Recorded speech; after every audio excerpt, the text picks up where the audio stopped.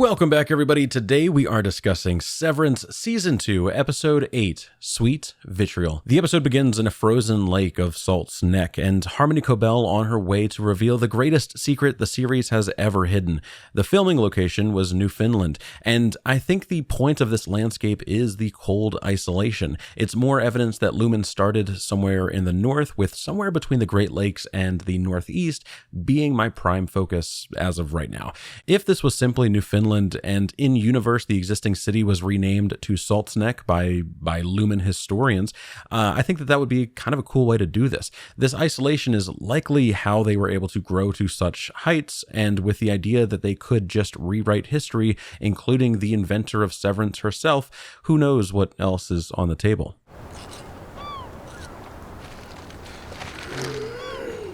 It is a stark introduction to the world, and I was battling with what this person could have been huffing in the privacy of their own abandoned bus, and in a few moments it becomes very clear that it is, of course, Ether. She called. She fucking called. I can't believe it. She called. The queen, the infallible goddess of the Severance universe herself, called the lactation fraudster. I will never understand why this was the play. There has been a select few in the community that have never really quite trusted Ragabi, and that always kind of puzzled me, but maybe Devin was feeling a little bit more of that than I was. It's interesting, though, because after this episode, I started really thinking about Ragabi and listening to those in our community that have never really quite trusted her. Shout out Casey, and started applying that distrust to the old theory crafting noggin. Since we know that the testing floor has the ultimate failsafe for an innie escaping, and that being the floor manager of the severed floor above them, the severed floor could have the same in the outside world, and Ragabi could be a honeypot of sorts for Lumen. She could be catching those that have a disdain for their job in the outside world and convinces them to go back down, just like Mr. Milchick does to Miss Casey last episode. But on you go. there is one way and one way only to get information in and out of Lumen, and that's reintegration. I want to help you, but you have to trust me. She says that reintegration is possible, and maybe it is, but either way, they are still going back down there. She makes them believe that they are reintegrating or on the path to stick it to Lumen, when really the guard tower of the Panopticon has been watching the whole time, and she is just one of the guards inspecting cells. Also, now that I'm sitting down to write, I'm further considering the theory that the Innie and Outie timelines are out of sync in some kind of way, and Mark seeing Gemma pass the 99th and 100th aisle could be telling us directly that the project that the Cold Harbor project hit 100% on the severed floor, and that was his mind kind of recategorizing and seeing that moment, or having some kind of physical visual indicator of such. His brain and health in general might not have mattered to anybody at Lumen, so maybe that is why she was willing to push him past the point where he wanted to go himself, because he really doesn't matter to any of them anymore. After Cold Harbor is finished, his fate is a little less assured. And if the Innie timeline has already happened, and we're seeing it through the perspective of Outie Mark getting access to his Innie's memories, Ragabi could have been given the go-ahead to do whatever. He doesn't matter, right? It would be such a wild reveal if this was happening, and I'd like to hear some advocates of the devil in my comments, because I'm kind of stuck on this theory. I'm realizing that I'm building theories on top of theories, and I should just be talking about how Miss Cobel is a litterbug. We then come to the Drippy Pot Cafe, and we see the worn faces of the metaphorical coal town that has lost its benefactor. We see an act of kindness from the bartender we will soon know by the name of Hampton, and hear a story about youngins flipping a 2-ton frickin' snowplow in North Pine. At first, it felt like it was solely meant to further shape this little rural town that is so boring that kids resort to doing dumb things that kids do in rural towns. And I say that affectionately as someone who used to surf in the back of a stepfather's truck on old dirt roads. But I think it's also telling us directly of another in-world city named North Pine, which likely only came to exist because it was founded in a large pine forest in the north of whatever territory, province, area that they currently occupy. So I did a little Googling and found this map of Newfoundland, shout out wildnewfoundland.com, that shows the forests of the area. And wouldn't you know it, a few species of pine grow all over this area, and this region called Northern Peninsula Forest has a little note note about the predominant tree types, meaning that this really may be Newfoundland, and Lumen is renaming cities, and the 238-mile drive puts Kier somewhere around here, accounting for a range of like 300 to 500 miles, because we don't really know exactly how long Miss Cobel was driving through the void. But yeah, if this is Newfoundland, this could be where Lumen is located, where the plot is really taking place. And I'm kind of hoping that North Pine is aligning to this northern peninsula forest that we can find in our own maps of Newfoundland. Apple don't fall far from the gutter. I also believe that this tiny little interaction has some great commentary about the world. Like, this paints Dutch Stevens as another person responsible for the destitute nature of this area. Hampton calls him a gutter, which of course is a play on words of like, the apple doesn't fall far from the tree, making it something worse. And on the surface, it's just him calling him a gutter, like a storm drain gutter. It's an insult to a man and his family. But what if it's actually some genius way of telling us that this man gutted the city for Lumen's gain, as we see that there is nothing left to anybody here, and ultimately his irresponsible offspring is flipping expensive infrastructure critical to the North Pine City because it's simply their next stop in the Lumen tornado that will be gutted for the resources of the area. North Pine being the only thing that we know at this point, so I'm assuming trees for paper or playground mulch. I'm assuming that like one of those is needed for world appendaging. Oh, that's kind of you. On the house. It's a nice gesture delivered in a way that you would buy someone a beer at the bar, and I think that is showing us how ether exists in the outside world. It's likely one of the reasons that this town became what it became, and allowing that incredibly dangerous super alcohol toxic poison to exist legally may be showing us more of the Eagan's gift to the world. During the Eth-Bro, Irving says, I wouldn't trust a word out of that mountebank's mouth, not even televisually. This was a way of calling someone a liar for financial gain or a snake oil salesman. And during my dive back into ether, I found this little passage about how ether was distributed among Polish villages that were once really impacted by ether and the hold that it had on their society. One of the ways is, of course, traveling salesmen. I think we could be seeing Irving calling out Milchik and Lumen directly for this infraction of selling ether as this end-all, be-all cure for X, Y, and Z. And I don't know what that really says about Irving and his knowledge in this moment, but this was a wild phrase and seemingly came out of nowhere when we first watched it. I think we're seeing some underlying moments in the history of this world in this show where the government really should have stepped in order to protect the people from themselves and put an end to the World Appendage Organization benefiting from ether entirely and damaging the community in the process. If they did, who knows what this town would have looked like. I'm assuming Miss Cobel would have never needed to create a technology that allowed workers to escape from their own mind during servitude, but I don't know, maybe that's just me. I like the new do. Très chic. This was a French phrase meaning very stylish or something to that effect, and of course French is very popular in the provinces of Canada. Harmony, Cobel. Well, flip my toboggan.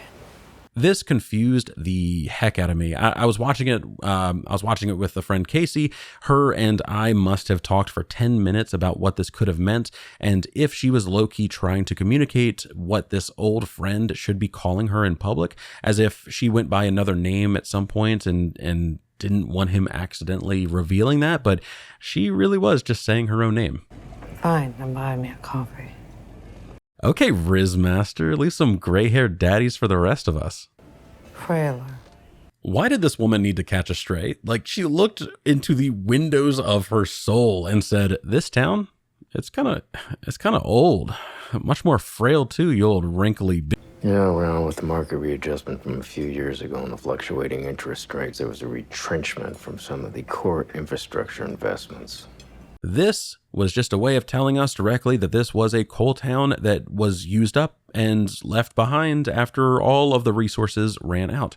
Since ether is the only thing that we know being manufactured here, I'm unsure what the resource was, because, I mean, we're making ether every night, baby. We got an ether lab set up in my house right now. There's plenty. I think you just need this, and then you're good. So I really think that the resource, now that we're only seeing old people in an old world, and they had a whole child labor market at one point, I'm thinking that the resource were the people themselves. We just needed some kind of confirmation that this is what happens when Lumen comes through your town. This is the wealthiest harvesting the world and letting those that don't have their same values die in the periphery. Meet me at the factory. On the way, we see this old Lumen building and then finally the factory where boys become alcoholics. We don't get to see inside, like with the vats to match up with the courtship of Kier and Imogen, but we do see this old early Lumen logo. You know how fucked it is to ask me to come here. It really is. Like, I'm glad we got the location for the plot, but did she just want to remind him of the good old child labor days or what? How much trouble are you in? She wants him to drive her to Sissy's because they are likely watching the house. He expresses that she lives by the 9, and that little line is just so powerful. In the world of nothing, she is an outcast, and rightfully so. The core 9 values of Kier, either literally or metaphorically, were the system of control that led to the world being what it is. The remaining souls gather where they can and leave her in isolation as the crazy person they wish would see the truth already, that is continuing to spew venom about how she was right, and they're all dying because of it. Then you know she's a fucking pariah here. Miss Cobel then says that she needs to get something, and it really creates the biggest plot point through the entire episode. I'm pretty sure the entire time I was just thinking about what it could be and who she could be getting it from at the risk of her own safety. Like, there's some good tension here. I did always kind of assume that it was a book, but my main thought was kind of about the concept of the first edition that Kier wrote that could have been bastardized because of Bert's comments here. I'm more of a first edition guy. But yeah, really no clue all the way up to the reveal. We were once chums. I was really thinking that they were brother and sister up to this point, and then as soon as we heard this, I was really hoping it was child labor. With all of the stories in the background, I was really hoping for child labor. Ether-powered child labor being the cherry on top. During my live stream, I had a few commenters trying to get me to endorse child labor and ether consumption, looking at you, Jason Guy Smiley, and I know that in the past I've made jokes, but... all right, the internet is forever, so I would like to take a moment and clear the air. In 2023, we had somewhere around 73 million children in the United States. If 10% of them were sent to the mines... I can smell it on your breath. Pathetic. Miss Cobel then storms off, he follows, and then we see her riding in the back of his truck on some bumpy roads. The surfing comment that I made earlier is just so funny to me because I forgot that this happens, and I hope that I can claim some kind of expertise in one thing in my life. Without any doubt, this man was driving so quickly because he knew how rough this would be for her, and he is just loving every moment and like loving the ability to dish out some punishment here. It's so subtle. I love this. You are not welcome here. I knew right away that they were sisters in this moment, but then the whole episode played out, and then the post-credit behind the scenes told me otherwise. The name Sissy is what my mom calls her sister, and it really just was in my head the entire time. Her being an aunt did reframe some moments for me to talk about that I will later, but yeah, I feel like the show in show should have done a little bit better of a job to show that this was her aunt. I do not want that huff peddler on my property. We know that she had some kind of presence with Hampton and Harmony in their child labor ether position. She was maybe the fun aunt offering sips of lean, which I think we all experience. But Miss Cobel is just saying that that his addiction is her fault. It feels like she had some authority at the factory at one point. And maybe a little bit later when we see this plaque on the wall, it can confirm that. She was the youth apprentice matron, this motherly leading voice for child laborers at the local ether factory. Yeah, I love that for her. We also see her focus on this little stuffy for a moment, and I may be very mistaken here, but I'm seeing a seal. It's curious that it's the only thing left of her things in this room, but I'll let you duke it out in the comments as to why. During my live stream with Miscellaneous Gab, she cited this little marker as a really great tool to determine when she left home for school. She left home somewhere around 12, probably before 13, and went to the Myrtle Eagan School for Girls, and that is the last time she saw her mom, I believe. It also means that she was probably working in the ether factories up until 12, and that is when Jame Eagan, or maybe another Eagan, was able to see that she's doing good and then be selected, explaining the comment later about how she was handpicked by the Eagans kind of thing. The plaque itself is also really interesting to me. We see Sissy's first name is Celestine, which is a Latin name meaning celestial, heavenly of the sky, or the color blue of the sky. We see this award was for being a quarterly striver in the fourth quarter of the year of vision. What's interesting to me is we saw Irving being fired in the 882nd quarter, and vision is the first of the 9 core values, so I'm wanting to say that this was the first year of the Kier philosophy being incorporated into Lumen Ether Industries. Sissy comes across as kind of a nun in maybe every single way, and I was hoping that I would be able to cite this moment as a way that we know that time is working differently between Severed Floor and Outie World, but I don't think we're really getting much more. What have you done with my things? Sissy tells Harmony that she sold her things to the poor, which just feels like such a dig for no reason. Like she wanted them to go to people that she considered beneath her or something. A Mr. Drummond. We learn that Mr. Drummond called and told Sissy about her niece's transgressions about the Holy Pact. They then argue about the key to her mother's room, making the search for the mysterious item have some kind of direction, and then... That room stays shut until all who remember her sit with Kier. You know this. This is one of those moments where the religious mumbo-jumbo will meet reality. The way this was delivered tells me it's more than just her being a super fan of the Niners. If the ability to bring people back is the long-term goal, this could be religious law that on the surface might not make a lot of sense, but will help in that process in some kind of way down the line. It's likely the same reason that the perpetuity wing exists at all. It could be anything, but right now my theories relate to the environmental conditions leading to some kind of ability to traverse memories. Say hypothetically, Miss Cobel was severed while she was doing this thing later, and her innie remembered her mother because her innie was only alive for 2 minutes, and it was only seeing this image of her mother in bed. Completely hypothetical, but bear with me. If she was reintegrated, this purely symbolic gesture could have made her mentally pop back into that memory like we've seen other people when they are reintegrating. I'm still believing the reason that Mark saw Gemma and Helly was because of the brainwave frequencies being so similar that he switched at random.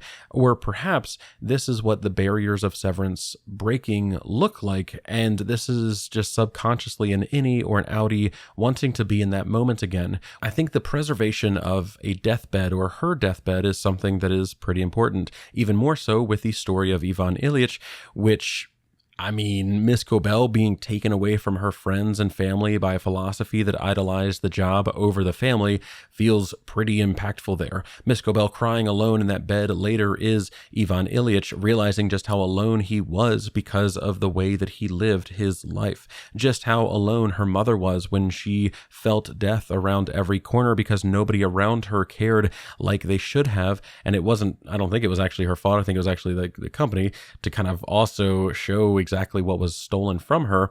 But ultimately, the death of Ivan Ilyich feels like this entire story, and when we start valuing the interpersonal relationships with each other over the desire for societal status and artificial life and monetary wealth, something beautiful is going to happen. Until all who remember her sit with Kier. You know this. I believe before the start of the new season, I started exploring this theory, but this reminds me of the idea that MDR could be refining loved ones, using the beloved memories and deeply intimate understanding of each other to restore their mind and how they were, and how theoretically Helly could do that with whomever the Godfather is, who could then do that for his elder all the way up to Ambrose, and finally Kier Eagan gets restored if his son knows him well enough. But we know that this room must be preserved until all who remember her sit with Kier, and It feels like it's an afterlife where sitting with Kier means that you've been reconstructed or your brain logically exists as refined data. The preservation of environment could be so that the person being brought back is able to feel more at home in their own bodies again. Should body restoration also be part of that? Which, again, the last few episodes haven't really enforced that theory-wise, but really it's only speculation about the depths that I think that this line will eventually have. What were her last words? This is another line that shows what Miss Cobel really lost. She didn't know her mother in death, which, while you're slowly dying, can be a pretty big part of your life. This is another no photo death zone. She didn't really know her mother's last words because she was off getting an education that her mother likely didn't even want her to get. Mr. Eagan saw Kier in you. I'm thinking that this is Jame Eagan because we know that he stole her work later on. And the Wintertide Fellowship. The Wintertide Fellowship was the child labor program. Miss Wong is off doing child labor, continuing the cycle that Miss Cobel and her aunt likely started all of those years ago. It feels like it's just a way to prove yourself and give the company free labor under the guise of proving yourself, much like every single unpaid internship that exists right now in America. It could also be designed to steal ideas from the fresh brains of the world, but I'm really just viewing this as Miss Cobel being the one-off, but maybe not. Where's the key? She rubs this little Kier Eagan worrystone like a nervous nun playing with her rosary, and Miss Cobel makes a break for it. In her room, we see this wonderful display of information. Starting off, the wallpaper is just so interesting to me. If someone has some kind of plant IDing ability that they could share in the comments, I think her entire room is covered in whatever this plant is for a reason. I will talk about a theory a little bit like in a couple minutes here, but I just want to know if there's any symbolism behind whatever is flowering on this vine around her room. In the top right, we have this article that highlights a single figure, likely an Eagan, next to this guiding lighthouse that is just being pelted with rough seas. It reminds me of the painting here. And then we also have these shelves in assortment of things. We see these ring chains that look like they were made from the tops of old tuna cans or some kind of sealed good. We have some stuff here. We have some stuff here. We have nothing really major standing out to me, but all of it appears to be part of her original shrine to Kier or the faith in some kind of way. I also think this is Sissy's shrine. The patchwork here showing a cherub offering something to another cherub on a goat, and maybe goats are some kind of divine messenger or vessel for passage from one life to another. Next, we have the 4 temper heads. Then this little thing that kind of looks like a mobile, I don't know, for the baby's crib with lumen ether factory patches close-pinned in place. A newspaper saying that Jame Eagan assumed his role as Lumen CEO. We can see the words, "The vision of Kier Eagan remains intact." The open door that looks like a bunch of people marching to a factory that is so clearly welcoming everybody. And a note about the Lumen Industries miracle something. Again, I think it's because they sold this as that snake oil. This was a cure-all for different things, and then people realized you could get high off of it, and then it became that drug. More stuff here, pictures, more flowers, candles, all of the basic shrine things. This seems like an interesting thing. This little tarot card set with the 9 core values and a large vertebrae of a creature of some kind right in the middle. I'm guessing it's a seal, but it could also be anything. If you told me that seals don't have vertebrae, I wouldn't even be able to argue that. I cannot be bothered to know anything about seals at this point in my life. We see this cute little "you must be cut to heal" picture with 2 children and 2 older people. I'm assuming Kier and Dieter, though it could be anybody. And these are both women, so I'm assuming that maybe they had a sister and a mother, or perhaps they were all siblings. The boy in red feeds the doves, a common symbol of peace or love. And then we can also see a pig in the background, I believe. I'm really not understanding what's being cut in this picture. Like, truly, I have no idea how these words align to this picture in any capacity. But maybe the boy in red died, and now the boy in white looks for him in every pig that he passes. I don't know. I'm trying. I'm open to suggestion. I found it! she goes into her mother's room and it is just as she left it. We see the room is old. There are worn clothes. I believe this is like moth damage, maybe some different flowers on the wall that might have an interesting relation to the ones in the other room. This could be a cool way of showing that her mom lived a good life, focusing on the friendships and relationships than the artificial life that we're warned about in the death of Ivan Ilyich, while her family, that gave themselves to a company who didn't ever truly care, had a few moments of joy and much less life on their vines. We see her plug the breathing tubes that she's been carrying around all season into this old breathing pump. Due to a comment made earlier from Hampton, I think we can make an educated guess that she was coughing up a lung and having breathing problems from the ether that ran rampant in the town. Miss Cobel, being a good child laborer, made herself part of the system that ultimately led to the death of her mother, and I think that weighs on her in more ways than one. And now that she is finally able to be back in her mother's bed, feeling the weight of death on her, this is all she can do to be close, breathing the air that might have been in there since her mother took her last breath from the same air. And later when she drinks the ether, wanting to feel close to her mother could have been part of that equation, as well as they focus on this little bottle that I think was maybe her bedtime ether stash. This transition is so weird, and I don't know why. Ultimately, it's showing the passage of time in a weird way, but it's also a way that's similar to what we saw during the Eth-Bro, and man, I want to make some drastically out of nowhere theories with that information. But I really what I'm focusing on here is I don't know why she fell asleep for hours while someone waited outside of her house for her, and then at the same time, she also believed that the house was being watched, and she already knew that they called her aunt. It could be nothing, but the fact that she wakes up from this nap brought to us by wailing winds and a halo-adorned transition, and then we just suddenly learn that she invented Severance. Like, there could be something here. I don't know. It just feels so weird. What is it? What happened? Did you see something? No, but it's cold as shit in the truck, and I gotta get back. Again, this question after a spooky transition into night, weird. But the surface is solely that he's on the lookout for people coming after her. I liked her. You barely knew her.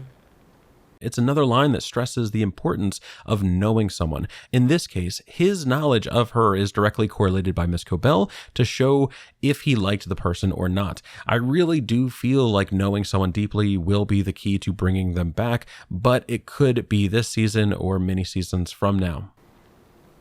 She hated Lumen more than I did, so I needed to know.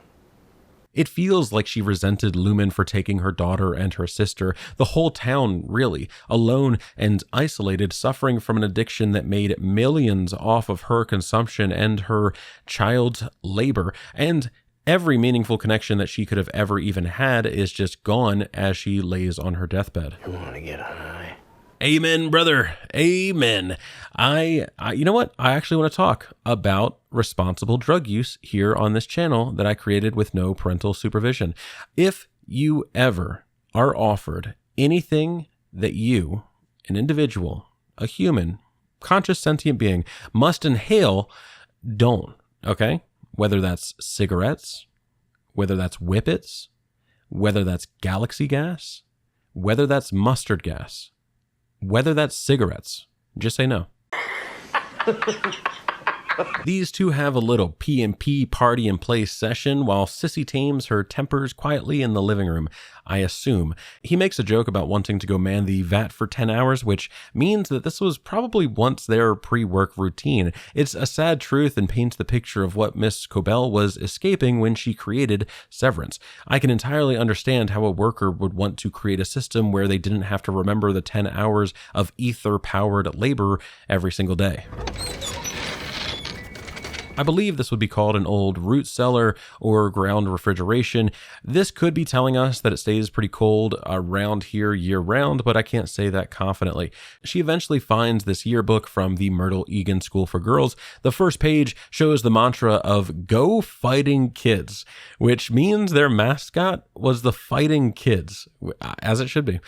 We then see these different schools that all have field hockey records. I'm assuming all of these are girls' schools because because it's like information relevant to the girls at the school. And they likely wouldn't play against the boys' teams. I don't really know, though. Kier is apparently a loser, too. So shout out to that. We then see Harmony was valedictorian. She graduated in the year of the Wiles, which is the 9th core principal. This is 8 years after Sissy got her award. My favorite part of this is a note about her involvement in the Goat Husbandry Club. Seems like goats are they're just really cool. And I did want them to explain the goats before the end of this new season. But I'm slowly realizing that it might be funnier if they never explain it. And I'm okay with that too. We see that she's a wintertide fella and stands next to Jame Eagan, the man that stole her invention and told her that she was special. This really makes me think of Miss Wong and how she could have created whatever the next big thing is for Lumen and the Eagans. And that is why she is so assured of herself and being hidden down here, just like Miss Cobel was. I think that they will reveal the next big thing, and maybe that is the immortality, afterlife, remembered man theory that we believe could be possible with Severance, or really it could be anything else. It could be Severance 2.0 now works with Wi-Fi. I just think that it's something big. We see her open this head, which is a fitting place for such secrets, and we see the schematics written in the Myrtle Eagan journal, so she likely did use some of the knowledge that she learned here in school to create Severance. Lumen destroyed this town. There was no town before the factory. This is such a good way to describe this argument for and against company-ran towns like these. Also, as a reminder, people do not owe their lives to their employers. Just a little fun fact there. 9!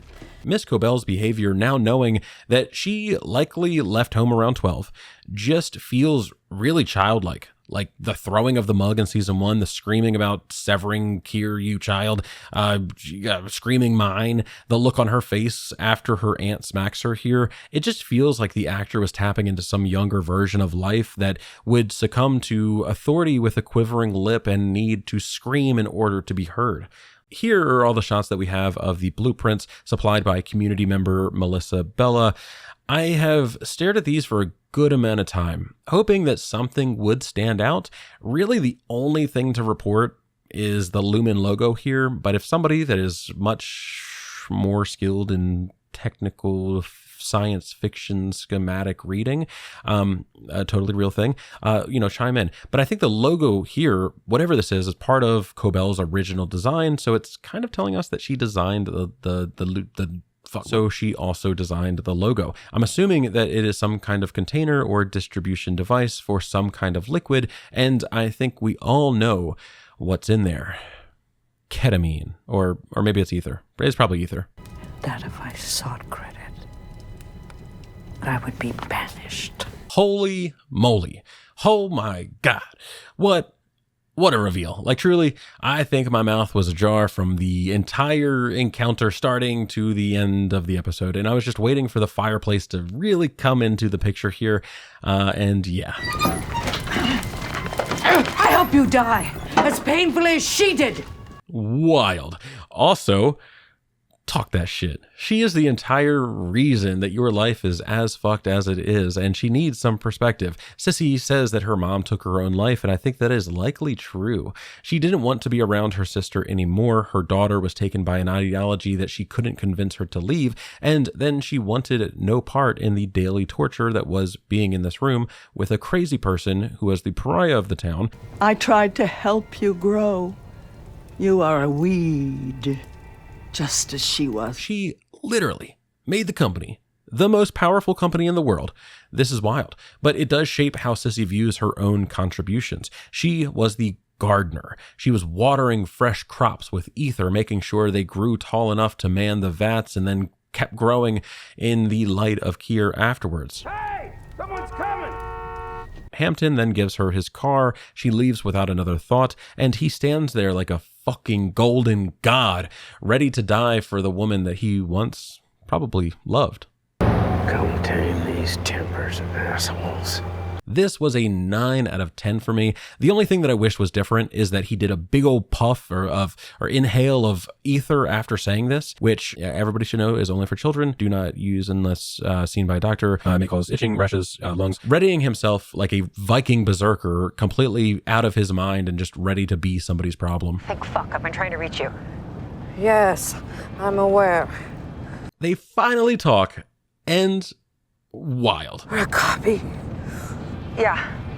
And she hasn't killed him yet. This is so brilliant because the reveal that she just created Severance makes her instantly the voice of authority on it. She is worried about Mark. She has been worried about Mark, and likely down for the cause in a similar way as the Innies now that she sees the truth of Lumen. The delivery of this line makes me feel like Ragabi is doing something impossible. In season 1, we see Miss Cobel studying these scenes between Mark and Gemma, also investigating the concept of reintegration, while people that knew nothing compared to her swore that it was impossible. We know that it's not conceptually impossible, but it could be impossible to do this with the person living past a certain amount of days. Her asking if Mark was dead yet could be an omen that he soon will be. Put him on. Hello? Tell me everything. So hype. Miss Cobel is back in the story. She is on her way to work with him and Devin. The idea that she could be swayed back to Lumen's side is still big on my mind. I really think that this could be a possibility. Like, imagine if Keir himself walks out and asks, like he's probably wearing like an Elvis impersonator suit, and asks if she would want to tame her tempers in the back with him. And then if they do that, she'll get her mom back and get to sit with her mom again at the revolving or something. And then she switches sides and then sends Mark and company back to the vats. Like, I don't know. I kind of love that. It really could be anything at that point. But with that, we come to the end of the episode. Special thank you to everybody who has donated to the GoFundMe. We are now at $3,210, and I feel incredibly lucky to know such love. If you enjoy this content, please consider subscribing, leaving a like, commenting about how these two really could have been brother and sister for most of the episode, and that when they started kissing, you were really thinking to yourself about the close biological connection between Keir Egan's parents that the show wanted us to know about for some reason during season 1. How after the kiss, you were still kind of hoping for that reveal because it would align some theories about the preservation of bloodlines that could have links to eugenics, which could link to further end goals for Lumen.